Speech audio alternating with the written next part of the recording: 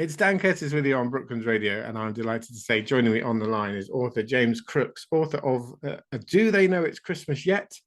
And other things too. Hi, James. How are you? Hello, I'm very well. Thanks for having me on the show. Oh, you're more than welcome. So, you've been a writer for a long time, really, but you've only just ventured into novels quite recently, really, with these a couple of books that you've got out so far.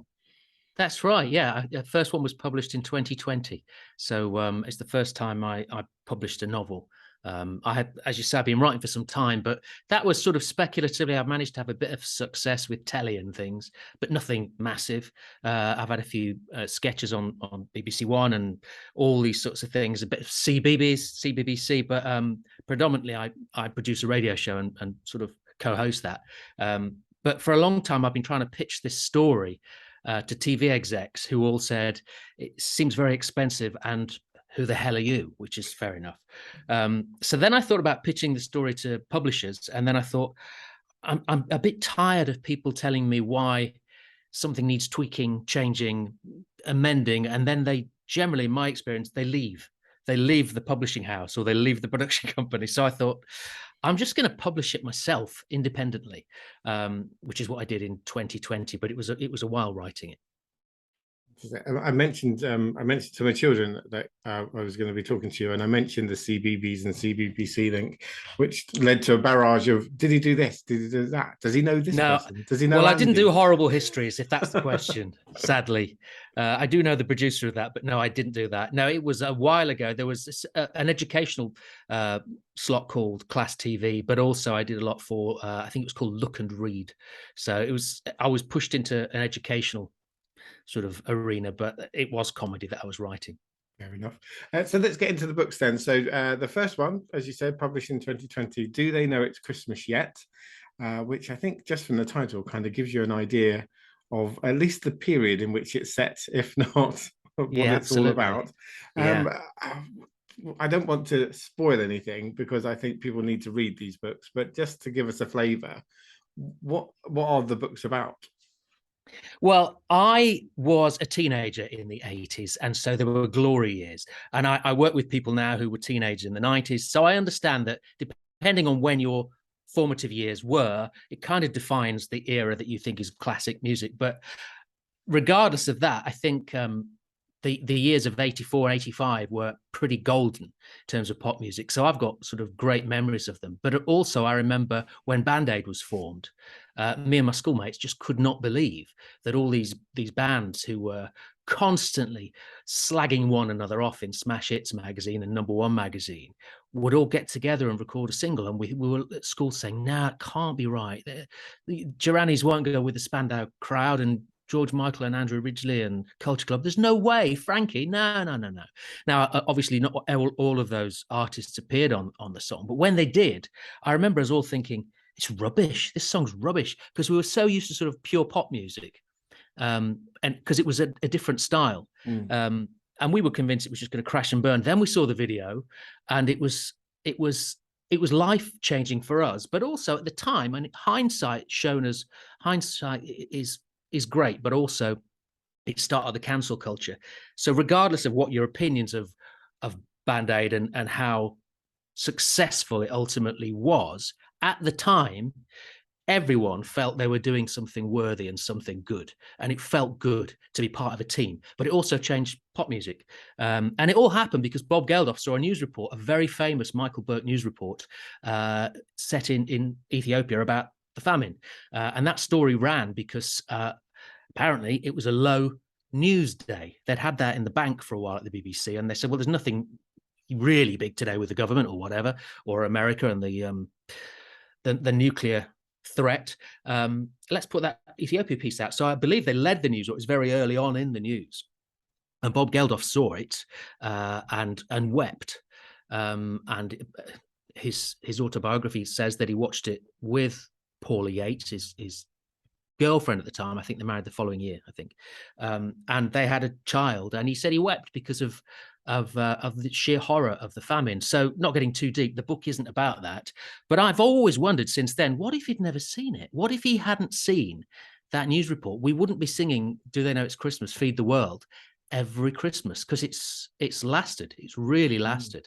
I work in radio, as do you, and you know that comes around from November every year. It's still flying, and it was the best-selling song of the year. So I wanted to start with a premise of what if you hadn't seen it, and initially I thought it'd be great if someone else realized they wanted to do it and failed, but I couldn't really write stories about Nick Kershaw knocking on Howard Jones' door or Bananarama saying, I've got an idea. It was just too messy. So I thought the best thing to do would be to have two time travelers from 2020 accidentally going back to the day one of them was born, and knocking him over, and then realizing when they then see the news report of Ethiopia, it's immediately followed with news that Bob Geldof has been in hospital all afternoon because he's been knocked down by some strange, I don't know, moped, which they realize is their fault. So they've got to put it right. So the premise of the book is how do you refix that line in history? And also, would you bother? Because the female protagonist, they're both in their 30s. She is a new mum, and all she wants to do is get back to 2020 rather than hang around in 84, which she thinks is a bit disastrous and faded. And, it's a bit of a dull time compared to hers. But essentially, her dilemma is, do I get home to my baby or do I feed a million others? It's well, as you say, it's an interesting concept with the time traveling business. They're always quite tricky, and there's not more than a passing nod towards a certain film that would have come out the next year, Back to the Future. Yeah, absolutely. In fact, it's sort of mentioned a couple of times, isn't it? And well, how can you? You can't. Yeah, you can't write about something without nodding to things that have gone before. And this isn't sci-fi. I originally launched the book with a beautiful cover that a friend of mine, a graphic designer, created for me. And within 6 months, I realized that the cover was also important for a story like this because he hadn't read it yet. And he created a sort of an 80s Spectrum computer type front. And I realized that I was appealing to a lot of sci-fi fans. Which isn't a problem, but the book is not sci-fi at all. It's zero Doctor Who. It is more sort of a 2020 version, as it was published, of people have said Back to the Future crossed with the royal family, because there's no pretense. People just say things as they see them. And if something is absurdly like Back to the Future, they say it.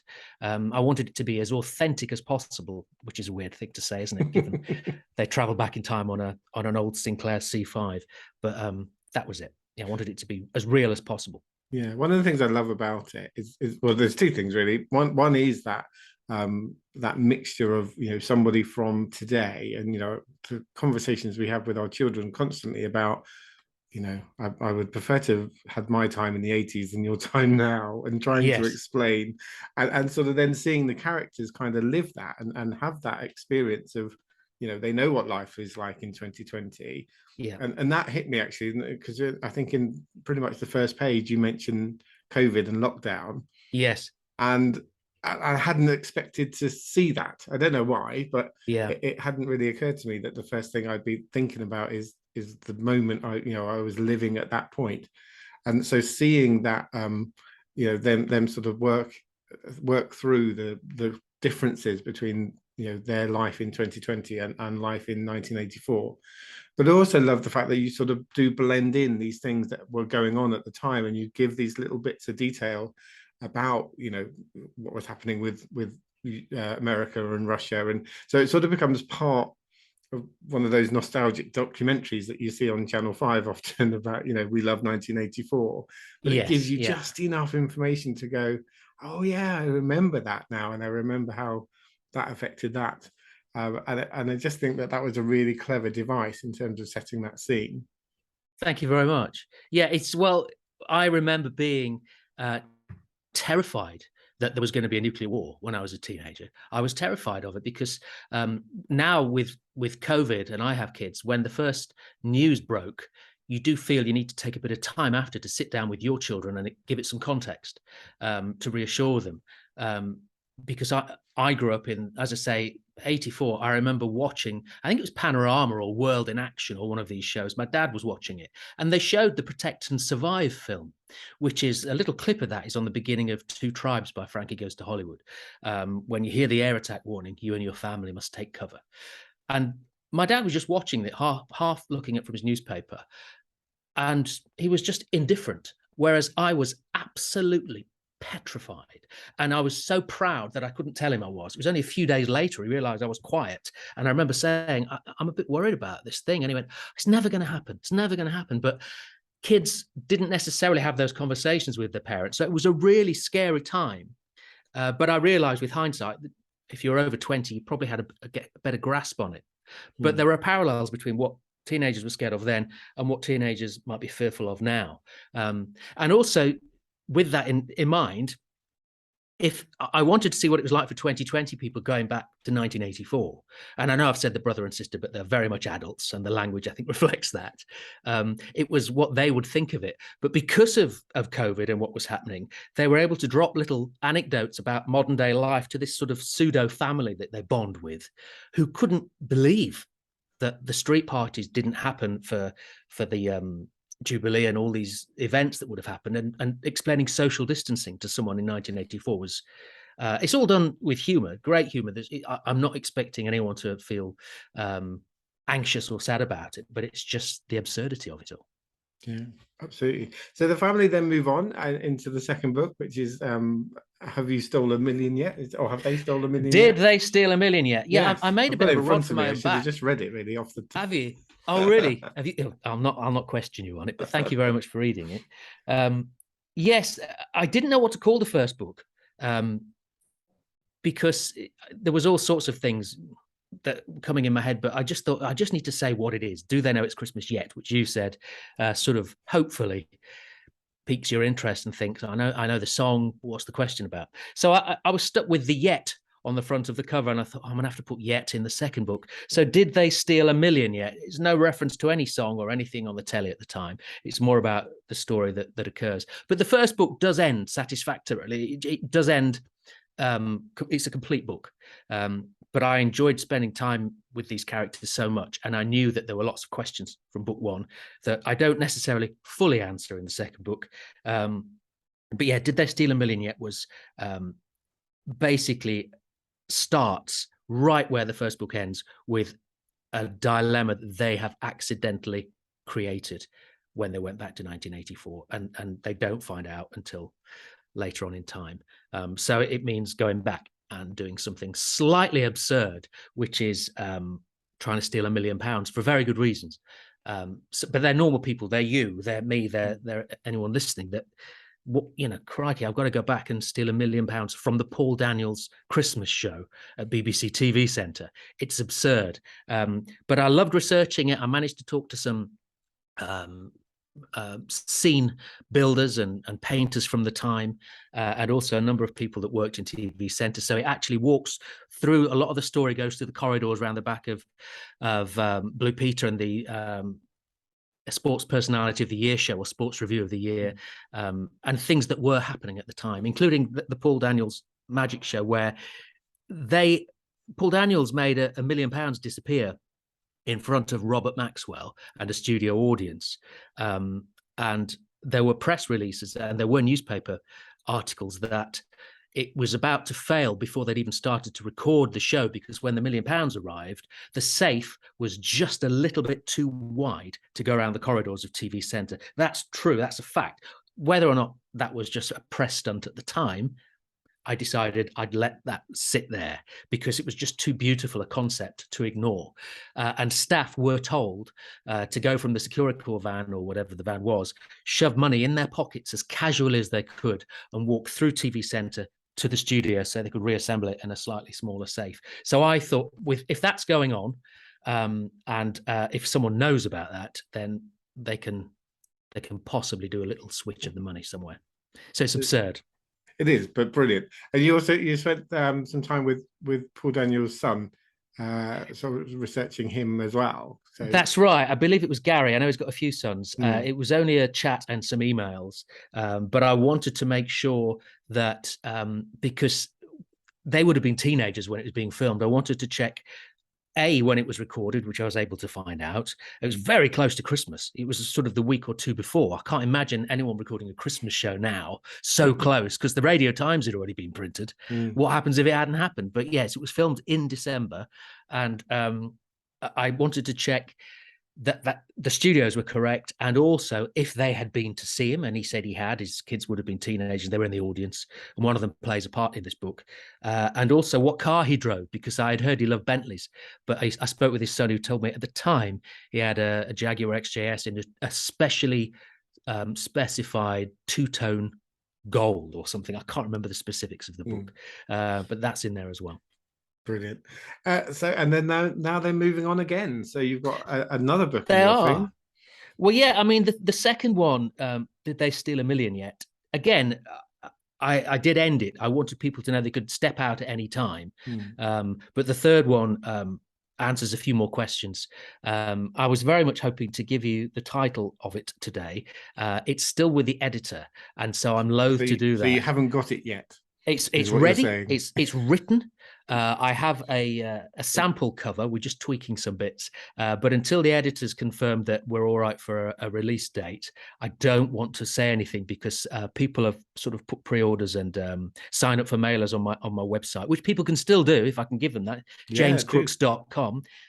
James Crookes with an E.com, and you can sign up if you want some information, or just read a bit more about the books there. But that would be great. I'd be delighted if anyone wanted to get involved. Fabulous. So no spoilers yet about what adventures they are, but presumably still set in the time period. It is set in the time period. They come up with another dilemma, which essentially actually pushes them into the summertime of 1985. And they might be going overseas. Let's just put it that far. Oh, okay. It's not America, but there's a little bit of Live Aid in there. Right. Fair enough. How far do you think this goes? Have you got sort of plots for other books? Do you sort of see this running a bit longer, or? Well, yeah, I started writing this third book in January this year. And within about a month, I realized I was writing the fourth book, which was a bit of a shame. So that's already, yes, I do. There's certainly a fourth one that I'd like to write to tie up some of the loose ends, the big questions really about some of the characters. But it does take a hell of a long time, and this third book it's about 50% longer than the others as well. So right. Ears are coming out. Excuse me. That's all right. So yeah, it takes a lot of time, a lot of editing. But yeah, it is a labor of love. Fantastic. And I mean, I've seen this a lot on Twitter, and they do seem to lend themselves. And you mentioned it at the beginning that this started as an idea, a concept for TV or for film. Do we think we're going to see them on the TV at some point? Or I hope so. I mean, a lot of people have seen. I think that I wanted these to be sort of cinematic or like a screenplay, because there's a lot of dialogue in them, which I love writing. They're quite dialogue heavy, and there's also a lot of background music, which I put in there just to set a scene of what's playing in the background or what's on a poster, what's on the cover of a magazine. So it is very much I think a film or a TV show that you read in your head, if that makes sense. It's not scripts, don't get me wrong. You can read it like a novel. But I was approached by a broadcaster in the spring of this year to ask if the rights were available. It's a UK broadcaster and producer. It wasn't Channel 5. So I was absolutely blown away. I thought, yes, finally, here we go. And we realized that there were a few differences in opinion in how we would go about it. So we're back, not to square one. I am talking with someone else at the moment, but I can't talk about that. But no, fair enough. No, I'd love to. I'm so excited about it. But these things always take far longer than you hope. But fingers crossed, I'd love to see it on the screen. Absolutely. I've got everything perfectly pictured in my brain, who could play what and where they would film it. But yeah, fingers crossed. Well, you'll just have to come on again when we're a bit nearer with those things moving forward, and yeah, happily tell us how close they are to what's in your head. Right, I would love to. Yeah, absolutely, I'd love to. Oh, brilliant, James. Yeah, I do recommend these to anybody to have a look. Yeah, they're really good read. They're real page turners. They are. You do want to sort of see what is going on next. So we're very pleased to hear that the story is going to continue. And in terms of that sort of nostalgia, and similarly, I was 9 in October '84 when Right. that when the first book is set. And yeah, all of the sort of mentions of music and the pop culture stuff. Yeah, and things that you've forgotten that you even remembered, which is brilliant. So yeah, do check out these books if you get the chance. And can't wait for the new one. When do we think maybe it's going to be? I'm hoping it's going to be at the very start of November. Okay. So it's imminent. I literally was chasing someone last night so that I could tell you more today. But I don't want to give you misinformation. That's all. But I'm delighted that you're interested, and it's a privilege to be invited on to talk about it. So thank you very much. No problem at all. Keep us posted I will. on dates. Obviously, we'll keep an eye on Twitter and things like that as well. So and look forward to the next installment and the next installment Thank you when very that much. comes down the line. Thank you. It's lovely to talk with you, Dan. Thanks for having me on. No problem. Thanks, James.